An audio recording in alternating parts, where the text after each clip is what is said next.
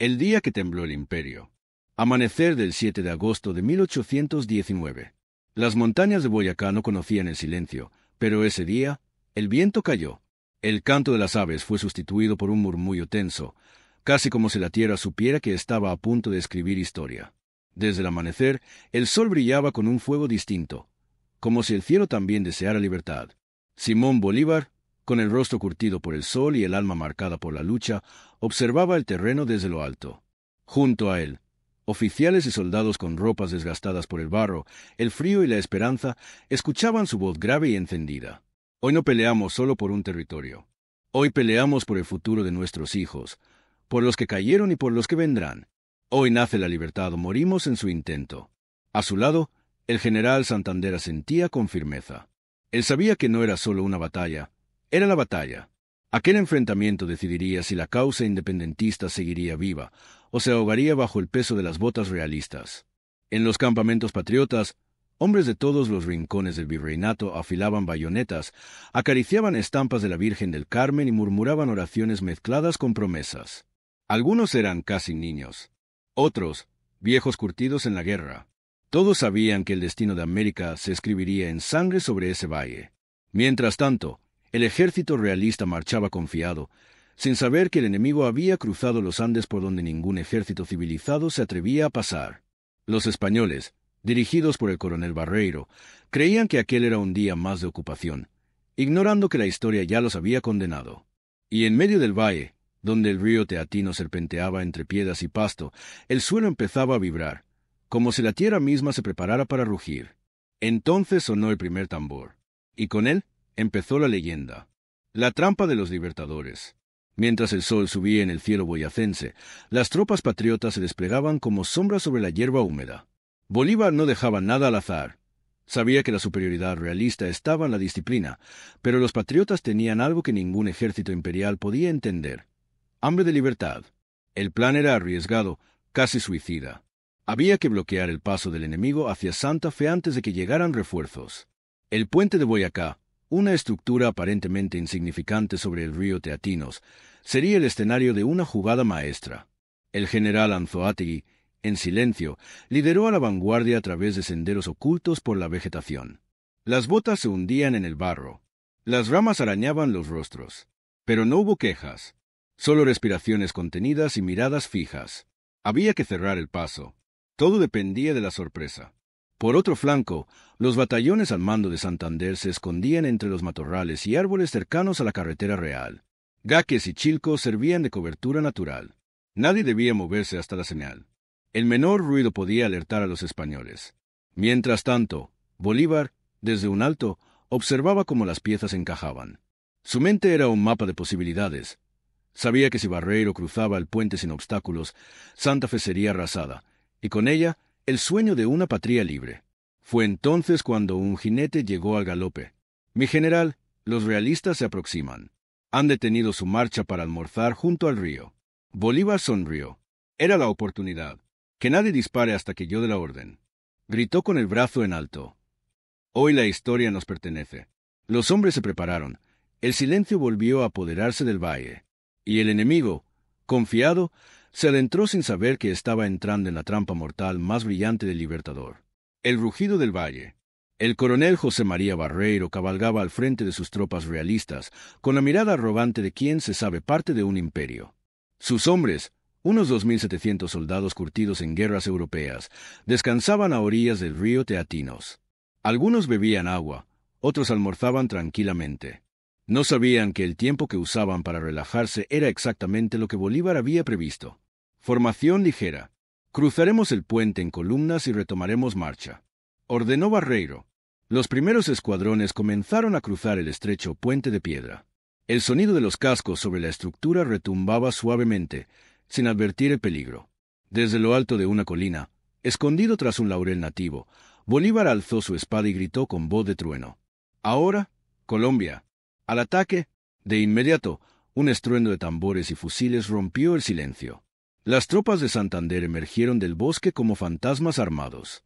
Gritos de guerra sacudieron el valle. El enemigo, desconcertado, apenas tuvo tiempo de organizarse. Desde el otro flanco, Anzoátegui cargó con caballería por la retaguardia, cortando la línea de escape de los realistas. El valle de Boyacá se convirtió en un caos glorioso. Fusiles disparando quemarropa, bayonetas chocando, caballos relinchando, soldados gritando en español y en lengua indígena, todo fundido en una sinfonía de guerra y libertad. Los patriotas, menos numerosos, combatían con una furia que parecía venida de otro mundo. Un joven granadino, sin camisa y cubierto de barro, se lanzó con una lanza hacia un grupo de españoles, gritando: «Por mi madre, por mi tierra, por la libertad». Y cayó uno, luego otro. El espíritu de la patria vibraba en cada estocada. Barreiro intentaba reagrupar a sus hombres, pero la emboscada era perfecta. Sus oficiales gritaban órdenes que nadie oía. El enemigo estaba atrapado, desorientado, dividido. El puente, ahora teñido de sangre, ya no era un paso, sino una trampa que sellaba el destino de un imperio. El grito que partió el imperio. Barreiro, empapado en sudor y cubierto por el polvo de la batalla, sabía que estaba perdiendo el control. Observaba cómo sus filas se desmoronaban ante un enemigo que parecía multiplicarse con cada embestida. Entonces gritó con desesperación: «Formen un frente en el río. Defiendan el puente o estamos perdidos». Pero ya era tarde. Desde la retaguardia, la caballería patriota, encabezada por el coronel Rondón, irrumpió como una ola incontenible. Rondón, un llanero de corazón de acero y mirada encendida, blandía su sable al viento mientras gritaba: «Rondón no ha peleado aún. A ellos, muchachos». El batallón de lanceros que lo seguía, hombres de piel morena y alma de viento, cayó sobre los realistas como una tempestad. No había formación ni disciplina europea que resistiera ese ímpetu. Parecían guiados por algo más fuerte que la estrategia, una sed de justicia centenaria. Mientras tanto, Santander dirigía a su infantería con precisión quirúrgica. Cada paso, cada fuego de fusil, cada avance, era parte de una sinfonía pensada para empujar al enemigo contra el río. Sus órdenes eran cortas, firmes, infalibles. Empujen al centro. Cierren las alas. No dejen escapar ni uno. Los españoles intentaban reagruparse, pero la moral se quebraba. Algunos arrojaban sus armas, otros gritaban «¡Misericordia!», mientras retrocedían hacia el agua. El puente, antes símbolo de tránsito, ahora era la última esperanza de huida o de redención.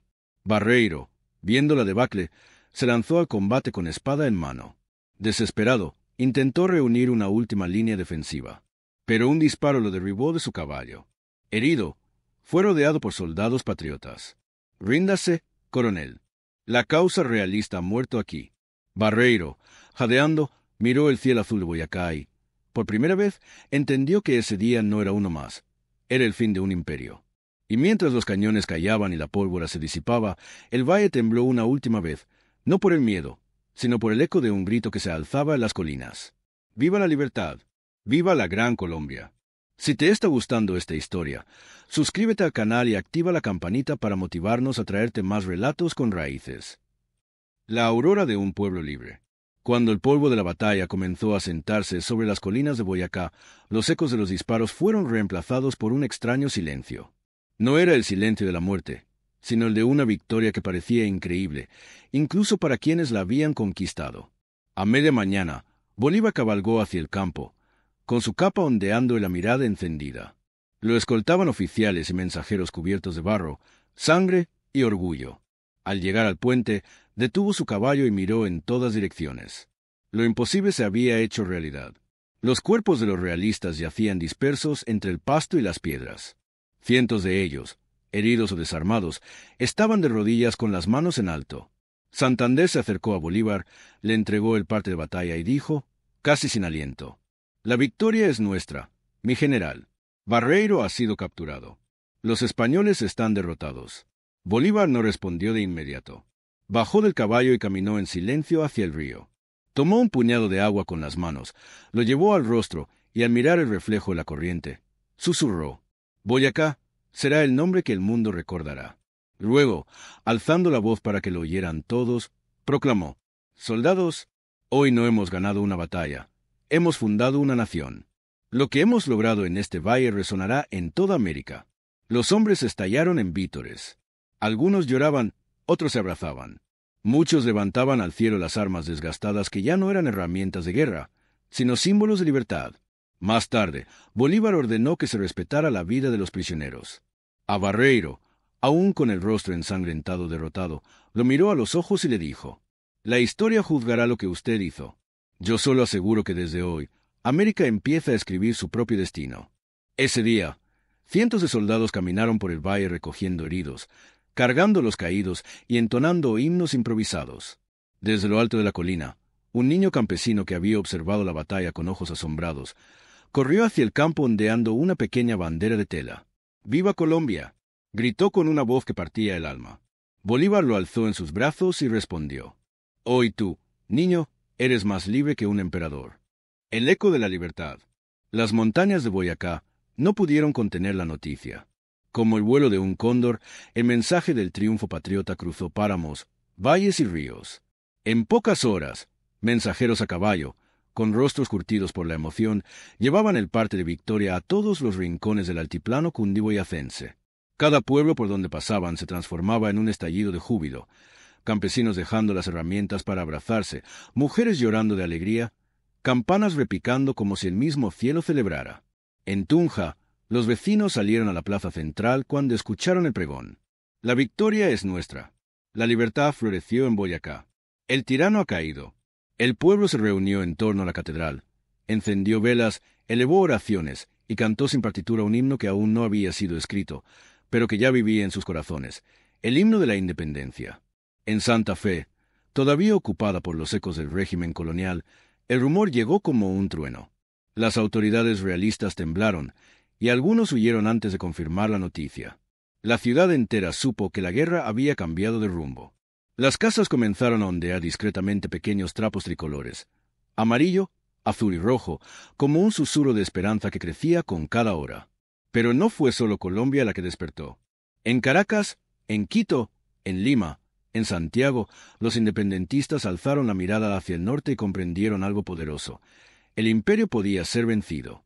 Boyacá no era solo una victoria militar, era un mensaje grabado con sangre y coraje. El tiempo de los pueblos había llegado. En Europa, los diarios comenzaron a publicar crónicas sorprendidas. «La América española tiembla», decían los titulares.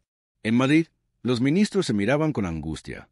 Lo que creyeron una revuelta de campesinos ahora parecía una revolución imparable. Y en los corazones de los esclavos, los indígenas, los criollos y los mestizos del continente, nació una idea que ya nadie podía arrancar. La libertad era posible, y ya estaba en marcha. La entrada de los libertadores.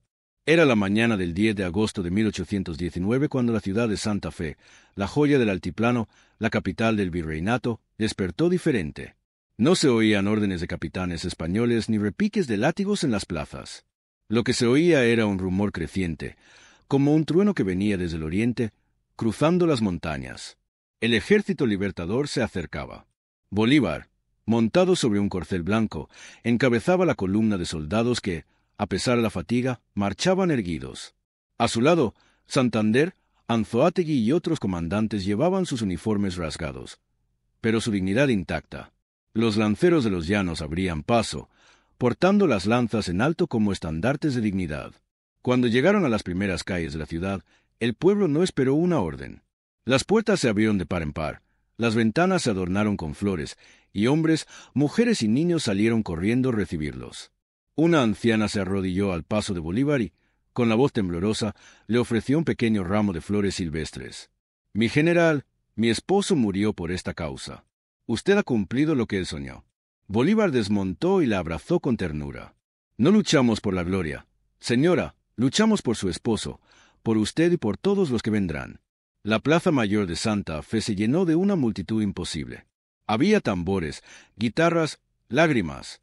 Se improvisaron discursos, se encendieron antorchas y el aire olía a libertad recién nacida. En medio del festejo, Bolívar subió los escalones del Palacio Virreinal, el mismo desde que tantas veces se dictaron órdenes de opresión.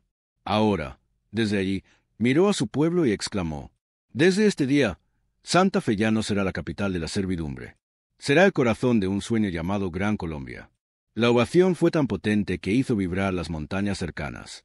Esa noche, los soldados no durmieron en trincheras, sino en casas abiertas por corazones agradecidos.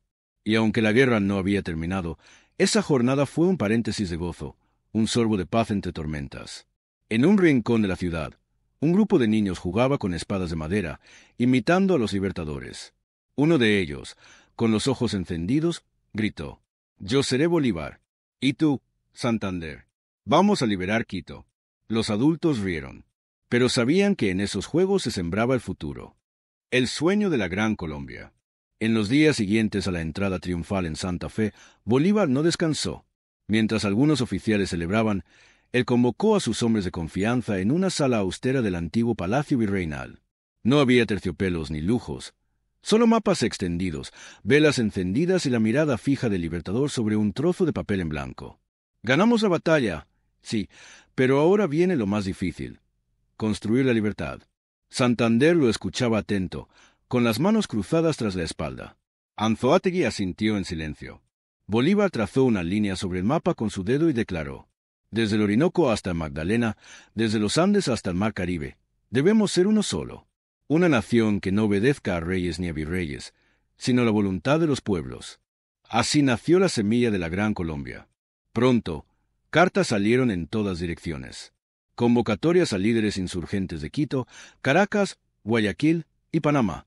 Bolívar proponía algo que ningún imperio se había atrevido a permitir: una república continental, libre, soberana y unida.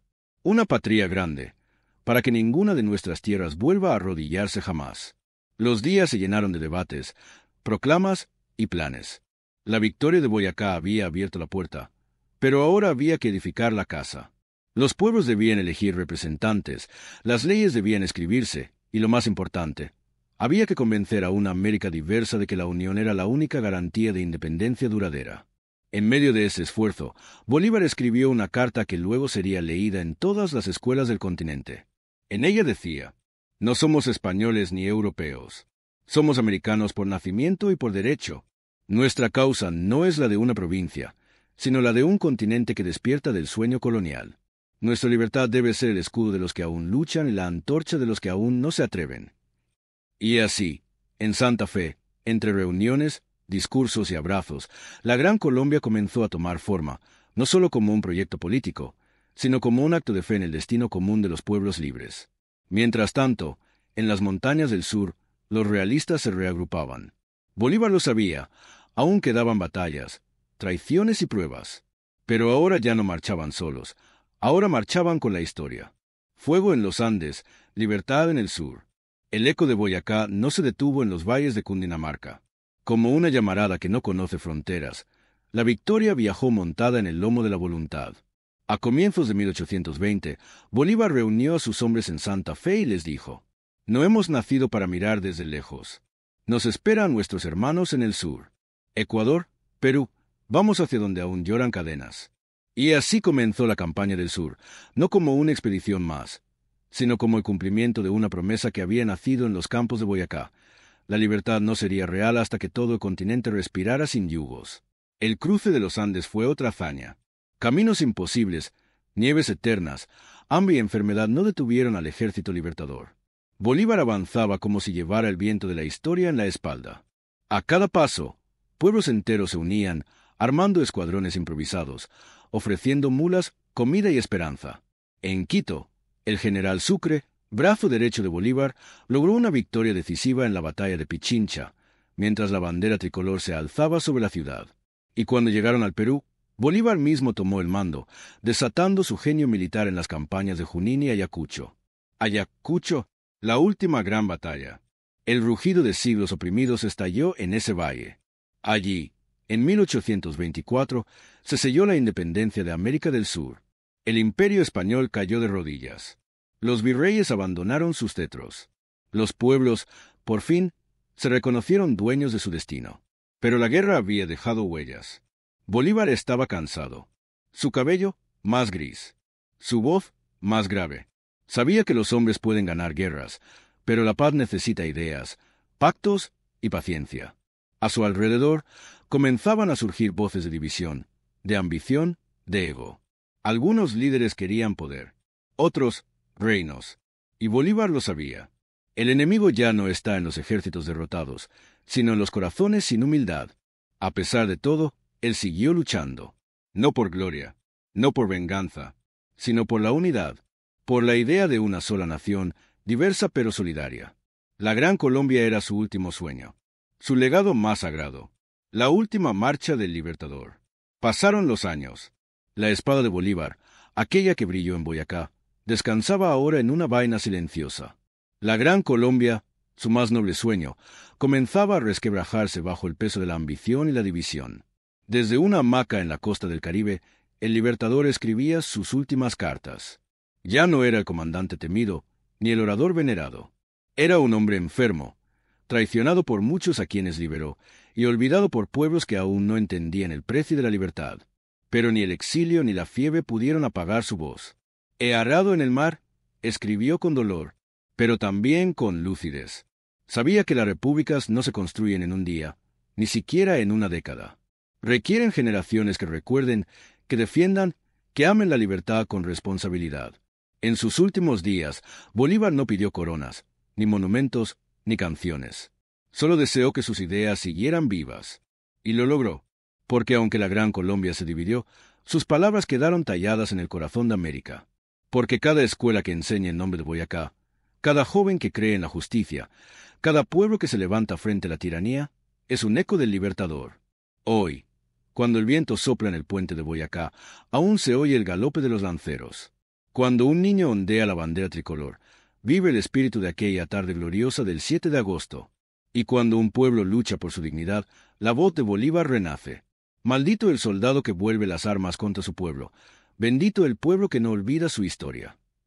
La batalla de Boyacá no fue solo una victoria militar. Fue un acto de fe, un pacto de honor, un rugido que cruzó montañas, venció imperios y sembró libertad. Una historia que no termina aquí, porque la libertad, como la llama eterna, nunca se apaga mientras alguien la recuerde. Finalmente, cuéntanos qué opinas de la Gran Colombia. ¿Crees que podría volver ese sueño de Bolívar? Deja tu comentario.